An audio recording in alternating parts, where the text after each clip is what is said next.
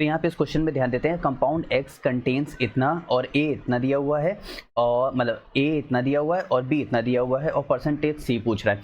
अच्छा एक बात बताओ, अगर मान लेते हैं 100 में से कितना दिया हुआ है, 100 ग्राम है, तो इसमें से कितना ग्राम दिया हुआ है, तो 32 ग्राम दिया हुआ है। वही चीज़ है, मतलब 100% में से हमको कितना दिया हुआ है, 32% है। 100% में से 20%, इसका मतलब ये 32 ग्राम ए का है और 20 ग्राम हमारा बी का है। अच्छा हमसे सी पूछ रहा है, तो इसका मतलब 32 + 20 कर दें, 32 + 20 कर दें, यानी कितना हो जाएगा, 52 हो जाएगा। 52 100 में से माइनस कर दें तो हमारे पास हो जाएगा 48। इसका मतलब 48 ग्राम हमारे पास किसका दे रखा है, सी का दे रखा हुआ है। इतनी बात क्लियर। अच्छा अब आगे देखते हैं, आगे यहाँ पे कह रहा है एम्पेरिकल फॉर्मूला पूछ रहा है। देखो एम्पेरिकल फॉर्मूले के लिए देखो उन्होंने हमें क्या दे रखा हुआ है, सबके एटॉमिक मास भी दे दिए हैं। अब यहाँ से क्या करना है, पहले हम लोग अब यहाँ पे देखते जाओ, इसीलिए मैंने आप लोग के लिए पूरा लिख दिया है क्योंकि कैमरा उतना प्रॉपर वर्क भी नहीं कर पा रहा है। तो यहाँ पे ए बी और सी दे रखा हुआ है, ठीक है। देखो ए का परसेंटेज इतना इतना इतना दे रखा हुआ है, उसके एटॉमिक मास इतने दे रखे।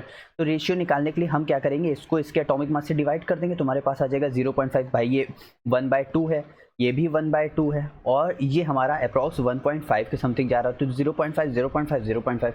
इसके बाद बच्चों हम लोग निकालते हैं सिंपलेस्ट रेशियो। क्या निकालते हैं, सिंपलेस्ट रेशियो। सिंपलेस्ट रेशियो का मतलब है जो सबसे छोटी वैल्यू होती है उससे सारी वैल्यूज़ को डिवाइड कर देना।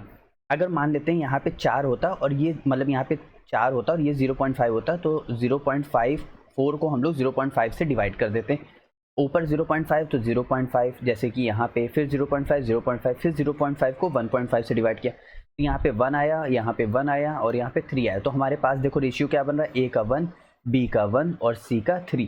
तो यानी ए बी सी 3 बन रहा है। तो यानी ऑप्शन नंबर हमारे पास ABC3, यानी ऑप्शन नंबर 2 हमारे पास क्या हो गया बच्चों, करेक्ट हो गया।